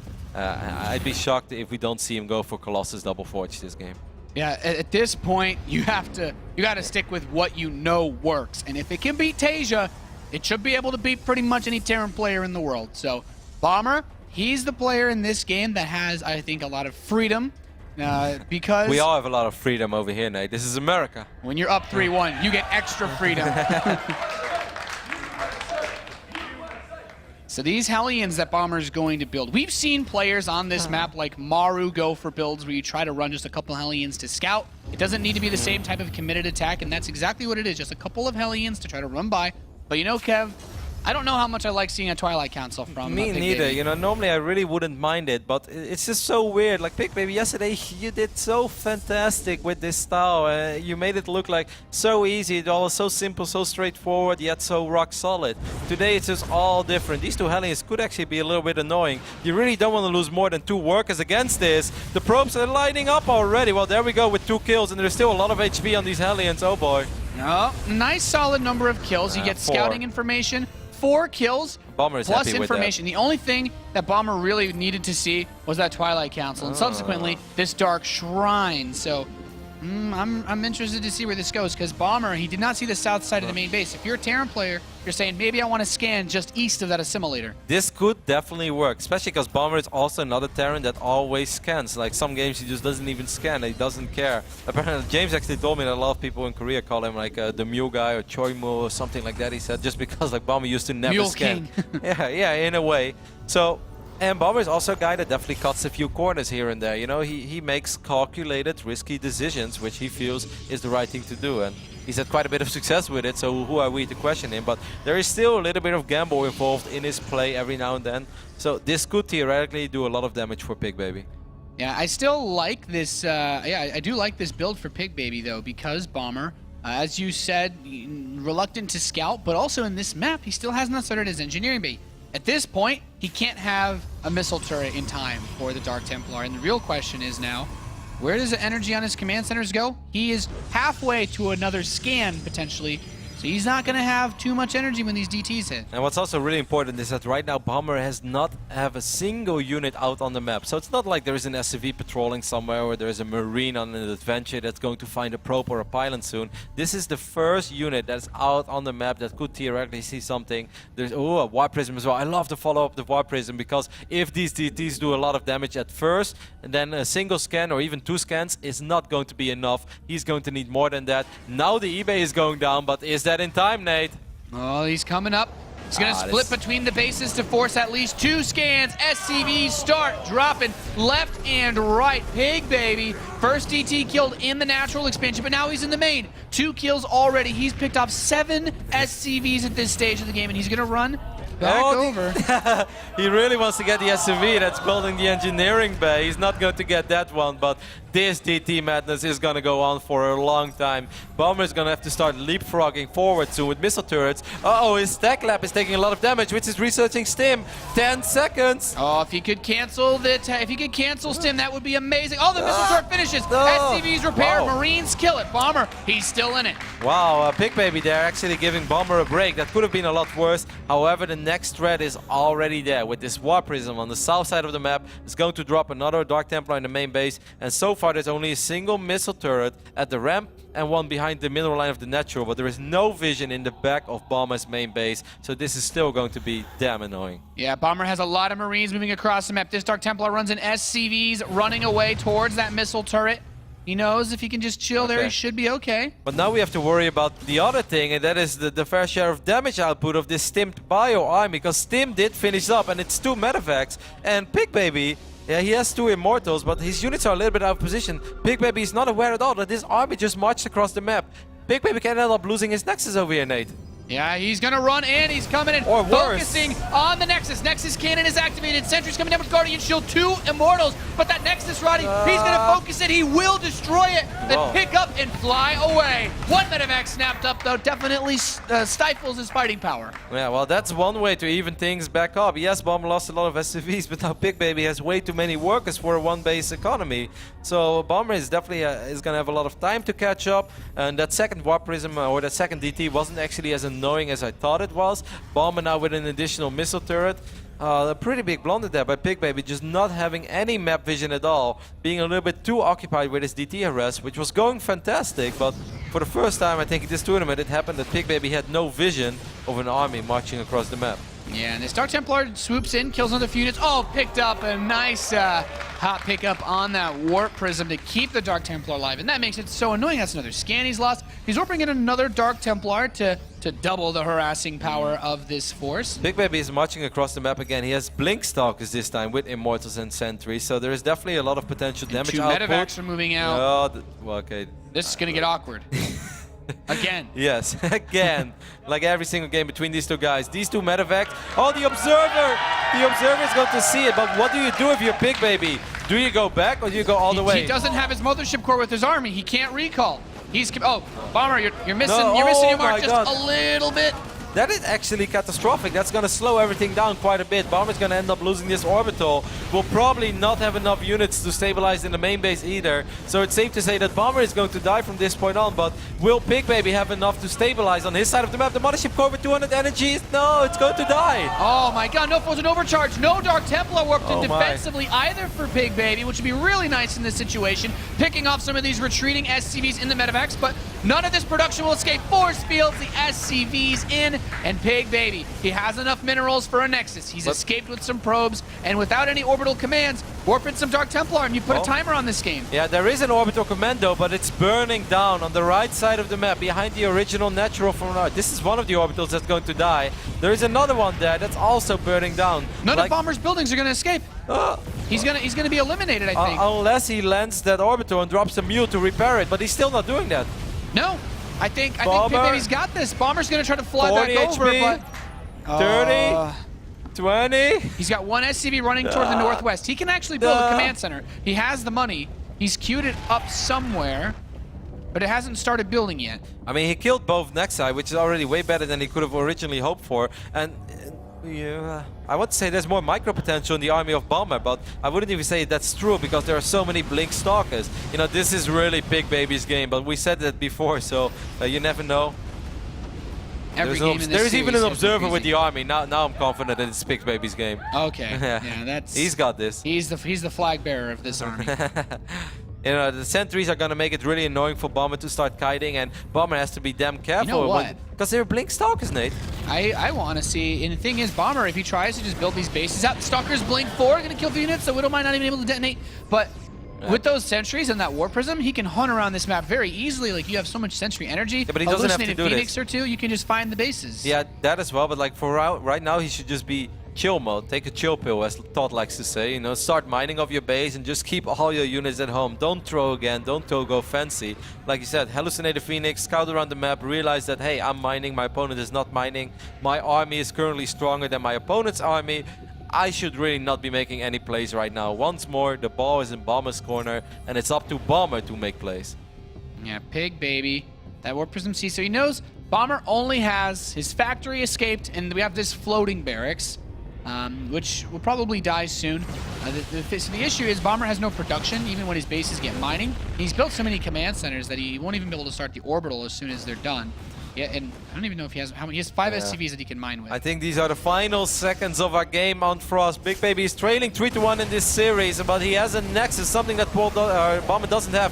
Bomber is going to go for the Nexus, but that means he's going to lose all of his units. He gets it. There's actually not enough money for Pigbaby to build another Nexus. No. Oh my God. Oh my God. I cannot believe he just did that. There are only a very few places you can hide a floating building on this map. Bomber is so incredibly sick. There's only 1 or 2 places where you can hide something from a stalker on this map. Nate, I really thought we've seen it all today, but this is absolutely insane. Bomber's game sense. This series has actually given us everything you can see in this matchup. This is just, it's getting to the point where it's really stupid. You said there is... This is one of those maps where there are, I believe there's only 1 or 2 sweet spots, and I'm thinking it's, I'll try to ping it. These areas you can kind of try to tuck something in, but even that is really difficult. Very big. Yeah, the orbital is large. There's a big area to hit. And he's actually starting to build a barracks because that's going to be much easier to hide. Yeah. I honestly am not sure if it's possible to hide from the 2 stalkers on each direction like this. Yeah, I'm not sure either. Maybe in the right corner of a map, like in the left corner or in the right corner, all the way in the corner. I don't know. This is awkward. Yeah, like I mean, like this orbital, the one in the left top side, that one is definitely in range. In my infinite knowledge of getting in awkward base trade situations, I can say that this is not a good spot right here. Okay, now this orbital is going to eventually die. This situation happened between, I believe it was either Byung or Flash against CJ Entis Hero. It was the exact same scenario. He tried 3 different spots, and the stalkers were able to hit him in each one of them. You can't hide on the top edge of this map. Okay, Bomber is going to try to hide it behind the natural of Pigbaby, and that, like you said, Nate, that might just be the only spot where a barracks can chill without being hit. Command center too fat. Bomber knows. But a barracks, on the other hand, Nate, barracks been on a strict diet. Ate nothing but Marines for the longest time. That's right. Marines are pretty lean. These medevacs, I guess he's going to lose some of this. He's like, other 2 is 10 and 8. Oh, he wants him to actually come try to kill it. He's like, please try to kill this because I don't want to waste too many. I don't want to waste too much time with this. Yeah, I think this barrack. Well, yeah, I think This barracks maybe. if the barracks goes a tiny bit more south. I think the barracks might be doable. I'm not sure. He needs to hold position it because the hallucinating I Phoenix think will the make it barracks move. should have been at the position of the orbital of the command center. Look, he's like repositioning the orbital. But I feel like if the barracks was where the orbital is, don't you think that would be better? Because I feel there is more. If the barracks was there, he would. I actually don't think he can hit that orbital. Yeah. I don't think it's doable. Well, we're about to find out. Let's take a look at the orbital command flow. Stalker. Stalker, please. Come on, Tom Brady, the Stalker. Pete Manning. Probe. Okay, the barrack. So the orbital? the barracks can be hit, but the orbital, he hasn't really focused too much yet. The barracks. He's found the sweet spot. Has he? The command center's under fire. That's it. It's over. There's nothing Bomber can do. Is the barracks still being shot at as well? Yeah. You're right. This map Wait, all right, is one set more up time. perfectly. But now this time the Stalkers will be able to shoot it from the north side. Yeah, I think that Pigbaby is going to be able to do this after all.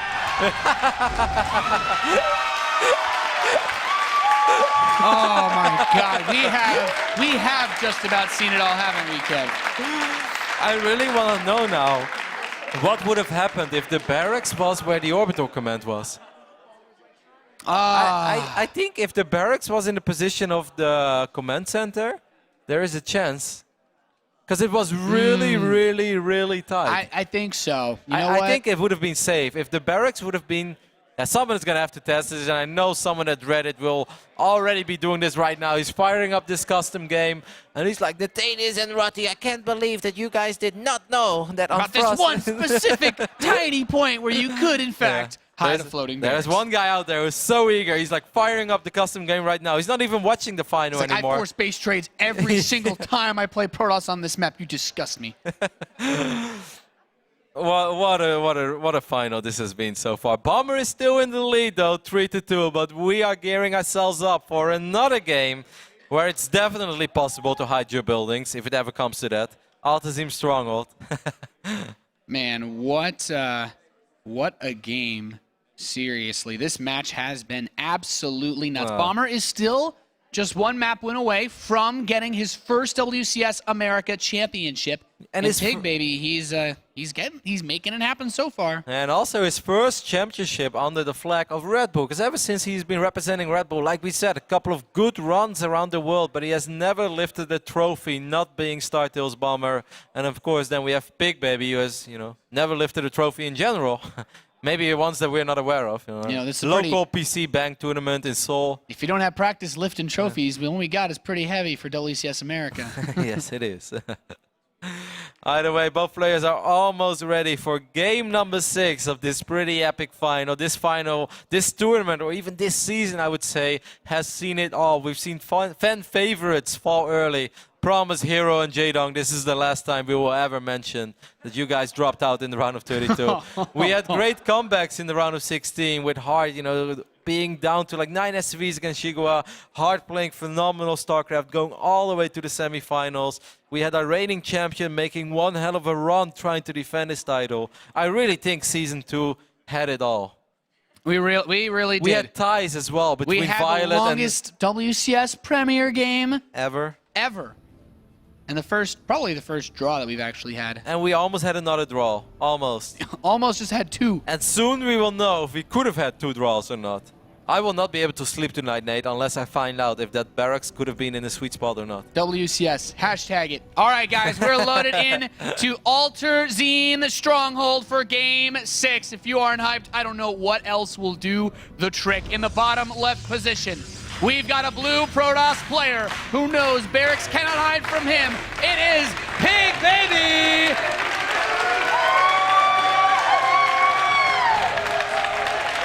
And his opponent in the top right, still just one game away from a championship. in red. It is Red Bull's Bomber!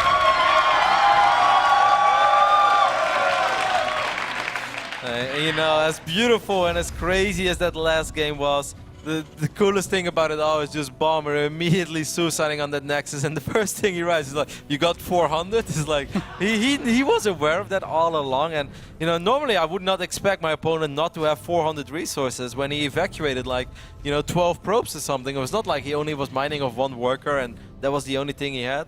But Bomber having the snap call there and almost still forcing that game to go into what, a tie. Kev? What if Pigbaby just said yes?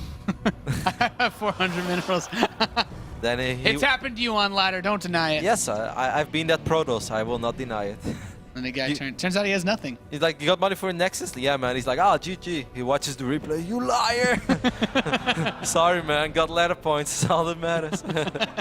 Doesn't matter, got ladder points. So this game, Bomber is really committed to this fast factory play. I'm a huge fan of this.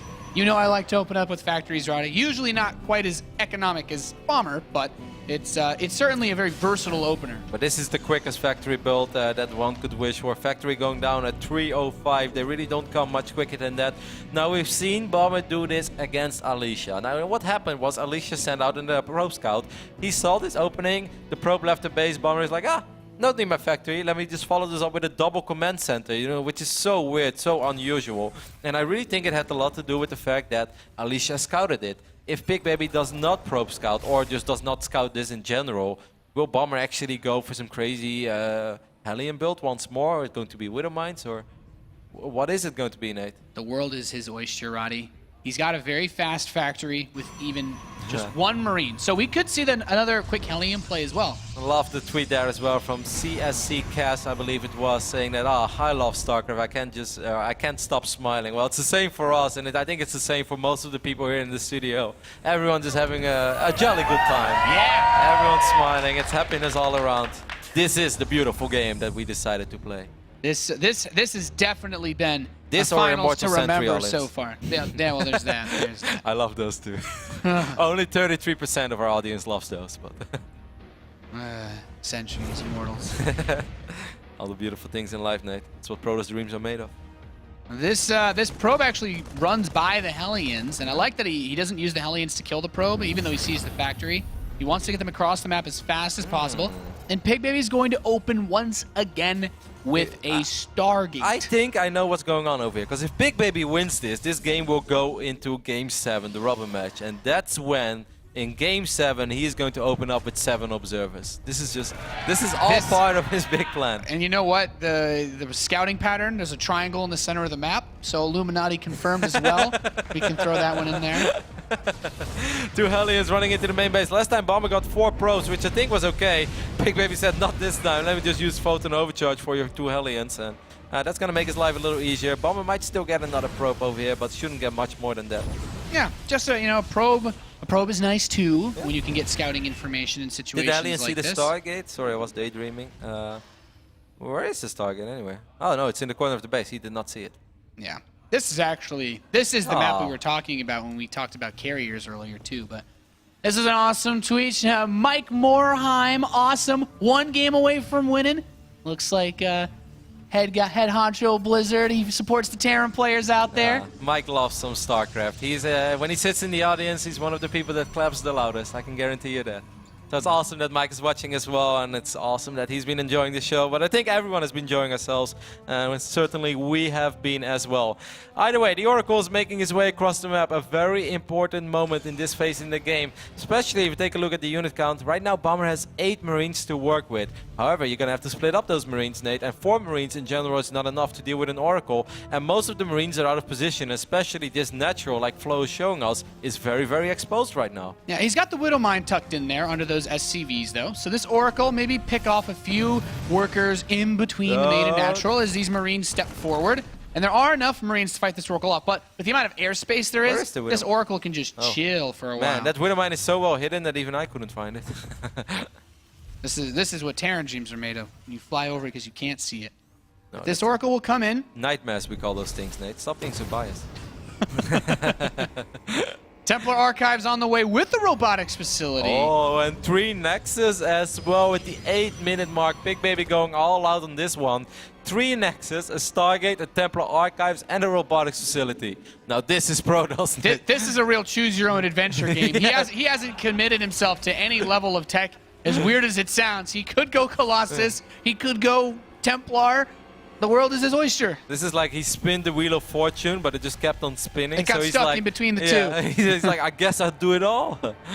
There's Storm on the way. And of course, Pigbaby will have time because he saw with his orbital command, all right, you're opening up with 3 command centers. That means that I have a little bit more time. But this also means that Bomber will have a ridiculous amount of bio units to work with between 11 minutes and 45 seconds and the 13-minute mark, and nothing but bio units from that point on. And I think this is going to be a classic TVP where Terran is just going to throw everything that they have at the Protoss, and the Protoss is either going to break or they survive. And if they survive, well, they'll be in a fantastic position. Yeah, things can get a little bit crazy in this stage of the game as War Prism's going to come into play to help with the Storm. There's already been 1 Templar banking up some energy and 5 gates being added. Pigbaby, he's getting ready to put on some pressure. This is really interesting. I don't think it's necessarily pressure. I think it just needs the infrastructure. The Oracle is actually exposed. Bomber. Wow, Bomber made a small mistake there, as he could have actually move commanded below the Oracle, and then it would have been a guaranteed kill. But he shot from it from distance, so he kind of pushed the Oracle out of the way. Of course, Pigbaby is enjoying a nice economic lead now. But you know, Nate, what's really interesting is that Pigbaby is playing this in a very traditional, old-school way. No Colossus, opening up Charge and Storm. The main reason why a lot of Protoss players don't do this anymore is because Widow Mines are so scary. Then again, Altazim Stronghold, cross-map. Are Widow Mines really a viable option for Bomber? Probably not. It's crazy because Storm drop? Storm drop? This Templar's going to come in, and there's the Storm on these SCVs. Not too shabby. 6 worker kills, but he wants to still get that Templar out of there. War Prism swings around. He's like, yeah, I know the car's on fire. Just get in. We're good. We're good. Templar's like, I prefer to be here alone, even though I can't fight. It's like, no, man, hop in. It's all good. Now the Observer, the Heralded King, makes his way across the map. Oh, he's turning around. Okay. This is really cool. He's making Immortals as well. This is something that I think it was San once did in the final against Stasia of an Aces. He kept going for like Storm, Immortal, Charge Flood. It's really strong against Terran. It's kind of awkward because it's really hard to trap units, but you just have so much HP and so much burst damage that it's really hard for the Terran army to actually get close. Obviously, Marines are very good against Immortals, but Marines are not very good in dealing with Storms. So this is really interesting, and it will all come down to micro. I think if Bomber knew what we knew, he would still throw in a bunch of Widow Mines in the mix. But Bomber has been having a very Bomber-like approach to this matchup, and he hasn't scouted since the first 2 Hellions. Has no idea what's going on. For all he knows, he's playing against carriers again. I think he knows there's Storm on the map, though. There's at least that. He saw that. I am surprised in that regard not to see even a Ghost Academy built. He's going to rely on splitting and Widow other Mines. things. Yeah, he has 4 Widow Mines already. He went back to producing Widow Mines, so there are 2 more on the way. So Bomber is like, yeah, this is cross-position Altazim, doesn't matter. Widow Mines are still going to be good. And Bomber was actually one of the Terran players that I think in general inspired Blizzard to change the Widow Mine, because Bomber was one of the very first to use the Widow Mine before it got buffed against Protoss. And then Terran and then Blizzard was watching, and they're like, hey, that's actually really fun. This makes games exciting. Maybe we should do this. And obviously a lot of Protoss players were really sad. But Bomber has a lot of experience with this. This is everything or nothing. 109 army supply for Bomber against 86. He has Widow Mines. He has the setup that he likes and wants. And he's going to fight with sort of even upgrades or even a small upgrade advantage. But there is Storm. And those Widow Mines are helping to just chunk out these Zealots every passing moment. And this army supply is just getting higher and higher for Bomber. He has a crazy amount of units on the field. But this Warp Prism still alive, ready to drop in another Storm, another wave of Zealots into Bomber's 3rd base. Colossus transition is on the way. No, Immortals, what are you doing? These Immortals, no. Oh my god, no, go back, you're not that strong. Oh my god. You can't do this on your own. Go home. Now, if you have that guy on your side, you have to feel confident going into battle. There are war stories about that Immortal, man. He scared away 119 Terran army supply. That's crazy. But, you know, the good thing for Pigbaby is he's getting closer and closer to the Colossus, but this is the scariest moment. Again! He's pushing the army back. There are Storms. It's hard for Bomber to engage, and Bomber is losing a lot on the other side of the map because of the War Prism. Bomber really has to make this happen real soon, Nate, because as soon as there are Colossus and High Templars, it's going to be really hard, especially being in an economic deficit. Yeah, there's a lot of Zealots moving in. No more Storms with this army. The Oracle's going to step forward to help reveal these Widow Mines, but still, being able to keep these Widow Mines alive is quite nice. Mothership Core steps a little close. Time Warp slows things. Oh, he's bringing a lot of those Zealots out of his base. Yeah, they're all over the map. There are only 24 SCVs remaining for Bomber. Bomber SCVs are going out of the way as well. This is a super all-in right now. Will Bomber be able to win WCS America, or will it go to Game 7? Perhaps the Game 7 we deserve after this final. Yeah, he's moving forward. There's still a lot of Immortals to help against these Marauders. The one Colossus without range, very close to this army, but it seems to be enough from Pigbaby to stop him. GG. We're going to Habitation Station, boys. Unbelievable. What a finals this has been so far. I really don't know what more can we possibly ask StarCraft fans. Pigbaby evening things up in his first grand finals ever on such a big stage against Bomber, the experienced player. But it's been a while since he won as well. How do you even imagine? You know, I feel sorry for the guy on Team Liquid who does the write-ups. How do you write up this final so far, Nate? I don't even, man. I have absolutely no idea how you describe a match that's been this awesome, this back and forth, and really, I was scared when I saw how well Pigbaby played versus Tasia yesterday, because I was walking around, I was talking to some people, like, man, if Pigbaby beats Hyun, I'm really scared for Bomber. I would have put a lot more hype at the start of this top 8, this top 16. Said Tasia, of all the Terran players in this bracket, should go the furthest. Not necessarily Bomber, maybe pulled after, but Bomber has really shown just an unprecedented level of preparation and decision-making in dealing with everything that Pigbaby's thrown at him. But it all comes down to one last game. Yes, it's a best of one for basically $25,000. Of course, the loser of the final will still get $15,000 as well and 1,000 WCS points. But if you win this one, then you're almost there at BlizzCon at the end of the year because you get 2,000 WCS points. And it's played on Habitation Station, Nate. Could this be a $25,000 liftoff? That would be Hashtag NASA. That'd be one expensive move, Roddy. We're just about loaded in. Oh my God, he's doing it. You know what? I can't believe it. I gotta say, sometimes these ships were meant to fly, Roddy. Well, Bomber has wings, of course, as he is our Red Terran player spawning on the left top side of the map. And he decided to risk it all with this lift up. Give it up one more time for Red Bull's Bomber. The $10,000 liftoff. And his opponent, who will have to deal with a very aggressive final opponent game in the top right. The blue Protoss player, it is Pigbaby! I don't even want to try to seriously analyze what we can see, Nate, but we're going to do it one more time. Bomber did do this against Alicia as well, and he did it in a very unique Bomberish way. Opened up with 2 Rexes, dropped the factory, then get 1 more Rex, and then followed up with a sort of pseudo 1-1-1 old school timing with tanks. It looked very powerful, and you said you went at home, and as the dirty Terran that you are, you did it as well. Dude, I woke up at 7 in the morning just to do this to 3 guys, and they all told me to do mean things to myself because this push was so difficult to stop, even I could win with it. And I would not be surprised to see something similar from Bomber. There are many Terran players who lift off to the gold, but Bomber, the way he does it is his own. And all right, well, Pigbaby I'm excited.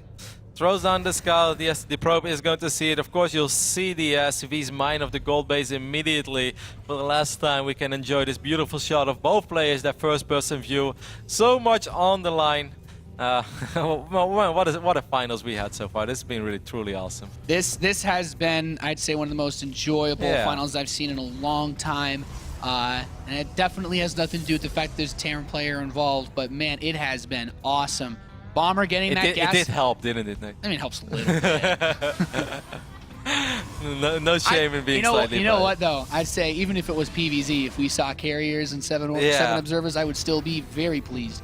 No, it's been a phenomenal weekend. As this is our final game, we're going to do shoutouts one more time. Of course, big shout out to James, our awesome observer. Big shout out to the translator. Big shout out to Flo for awesome observing throughout the entire weekend. And also, I want to give a special shout out to Ken Silva, who's basically the mastermind behind all this. You guys don't know him, but we do know him. He is Canadian, he's very nice, and he's phenomenal at his job. Without him, Nate, this weekend would have not been possible. That's right. A lot of awesome people came together to make this all work. And of course, big shout out to all the people in the production crew as well. Can't forget those. Too many to name, but they're all awesome. They're all very awesome. So, Bomber, he's got 100 gas. He's going to start this factory up, and this is looking like the build he busted out against Alicia. The one that, if you're a Protoss player, well, you should be happy that at midnight tonight, you will probably never have to play this map on ladder ever again because it is a scary push to stop. It is, and Pigbaby, he did have some homework to do about this, Nate. Like, he saw Bomber do it, and he knew we are playing a best of 7. There are no map vetoes, so if I play Bomber on this map, there is a chance he's going to do it. Well, the funny thing is, like, Nate and me actually spoke about this build this morning while driving to work for like 30 minutes, and we're like theory crafting a little bit. I thought the best thing that... Oh, okay, this is not what I thought is the best thing that you could do against it. You thought the guy could build a Nexus in the center of the map? Yes, I thought he could build a Nexus and then Photon Overcharge Rush. I thought that was a great idea. Yeah. I mean, the one guy did that to me before he made mean comments when I killed it, but that was... No, that's actually... I mean, that was my backup idea. I thought that could work after you mentioned it, but I think just the Silent 1 gate fast expand into a Robo, 2 more gates is probably your best choice, or 2 gateways into Robo so you have enough Stalkers to kite the Marines early on. Either way, Pigbaby has his own approach, and he decided to warp in the Stargate, and what does this even mean, Nate? Defensive Tempest? I hope so.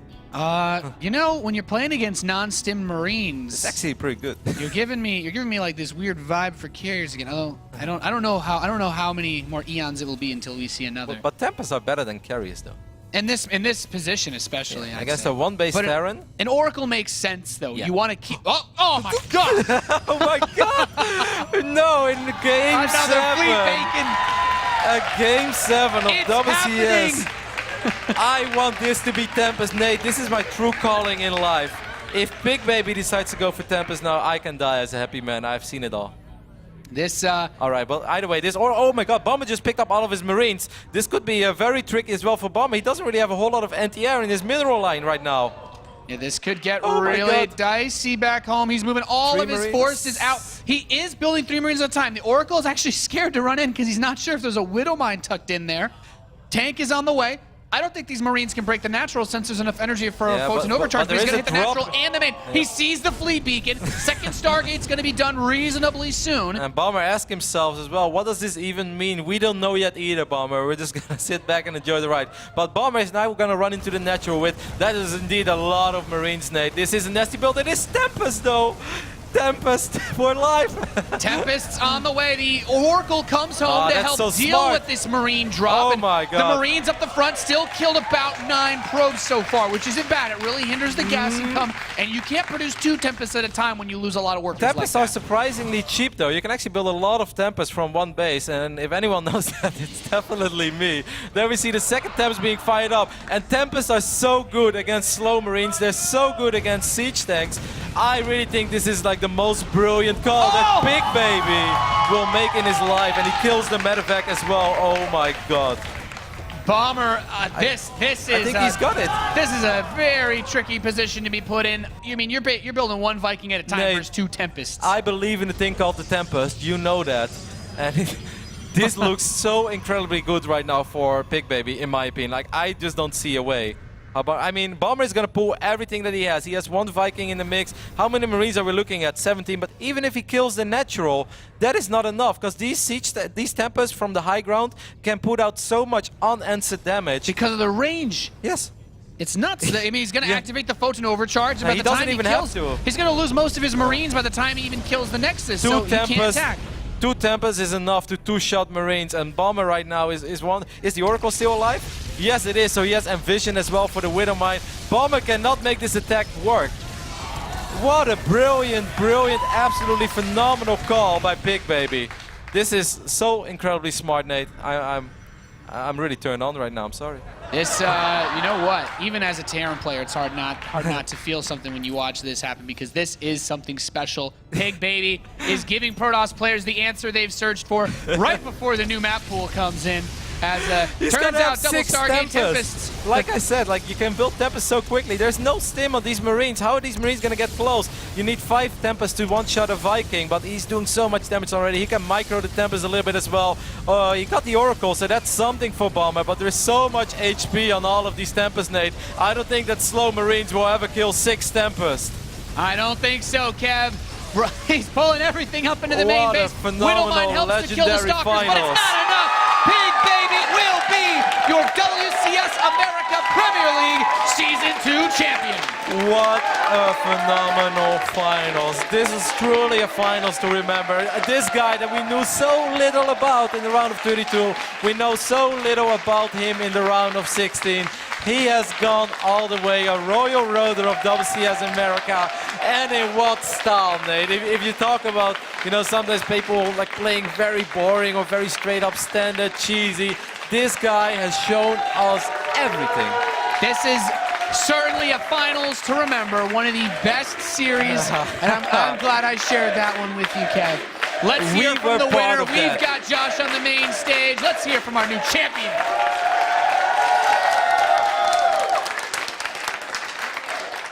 Pigbaby, you have done what many say is the impossible in one of the best series we have ever seen in the history of StarCraft 2. Congratulations. First off, in your career so far, when it came to strategy, when it came to being all over the spectrum as a Protoss player, how difficult was that series? 모두의 예상을 뒤엎고 불가능이라는 단어를 이제 지우고 이제 우승을 하게 되셨는데 이제 지금 이 시리즈를 준비하시면서 전략이랑 또 상대방 이제 연구하는 거랑 그런 거에 대해서 이제 하는 게 순조롭게 되셨는지 처음 큰 무대에 임하신 만큼 어땠는지 준비 과정 좀 설명해 주시죠. 일단 한국에서 연습이 굉장히 잘 돼가지고 레더도 상위권이어서 실력에 자신감이 있어서 성적을 이번엔 좀 잘 낼 줄 알고 솔직히 왔어요. 그래서 경기도 잘 풀리고 그래서 운도 따라서 잘 풀린 것 같아요. When I was practicing in ladders, I got ranked top 50 GM in Korea. Practices were going amazing. All the strategies that I practiced for, they were amazing in ladders. And also, I think I was a bit lucky that they worked out so well in this tournament. And thanks to the ladder being so great before coming over, I had a huge confidence level boost. And it was, I think, a lot of his luck, but pre-prepping was another one that helped me get it. I'm sure now you have a huge confidence boost being the champion of WCS America. Did you ever think that this was possible? 이제 WCS 아메리카 우승을 하시면서 자신감에 엄청난 이제 상승이 이제 될 텐데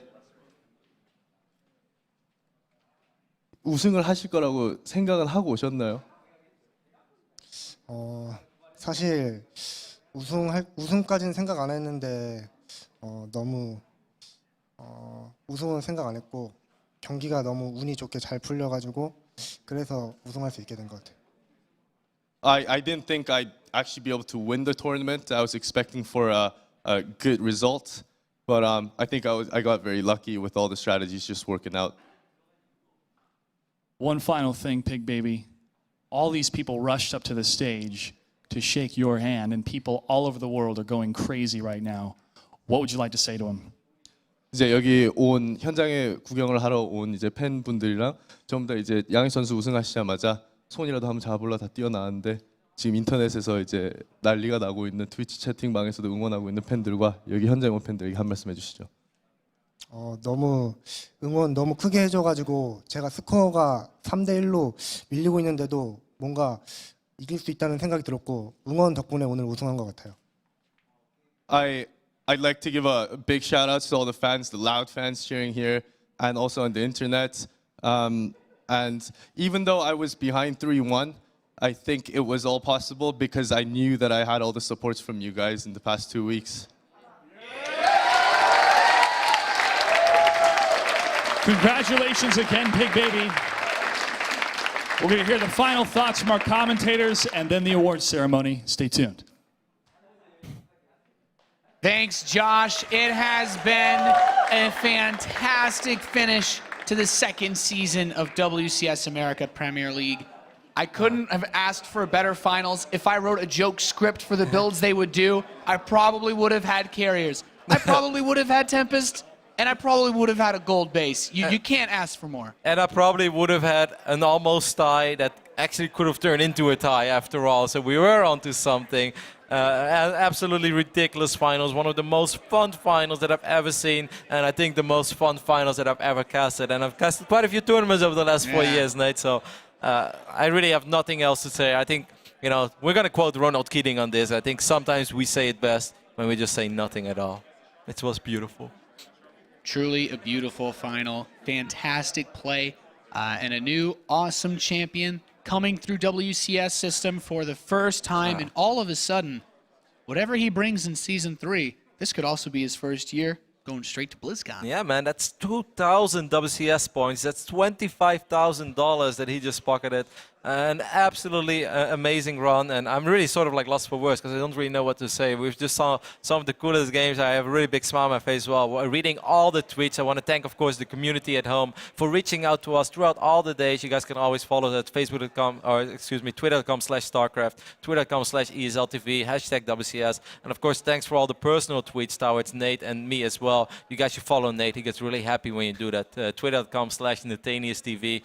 And of course, make sure to follow Pigbaby, our champion, SE2_Pigbaby. And last but not least, follow Bomber as well, as I believe it's just SE2 Bomber, correct?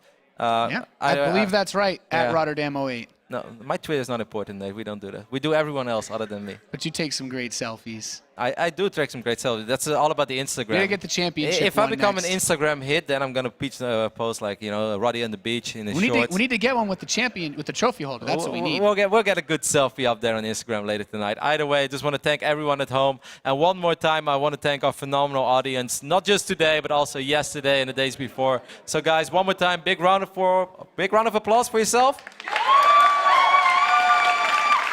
Well, Nate, before we're going to throw it over to the stage, do you have any final words? This will be the last time that you have your chance to speak.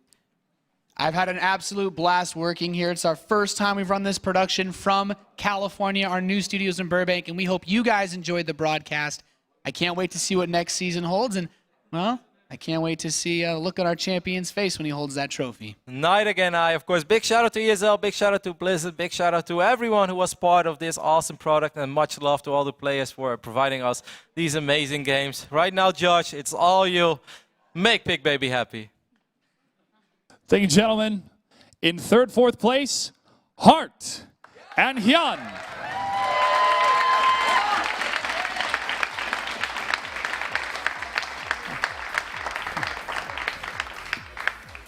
In second place, Bomber.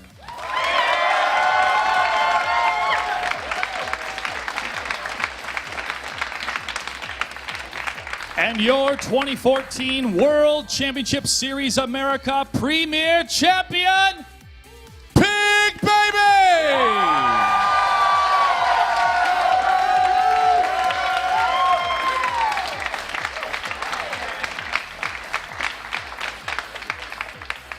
Congratulations, Pigbaby. You'll be taking home $25,000 and 2,000 WCS points. And a trophy that weighs over 35 pounds. Be careful.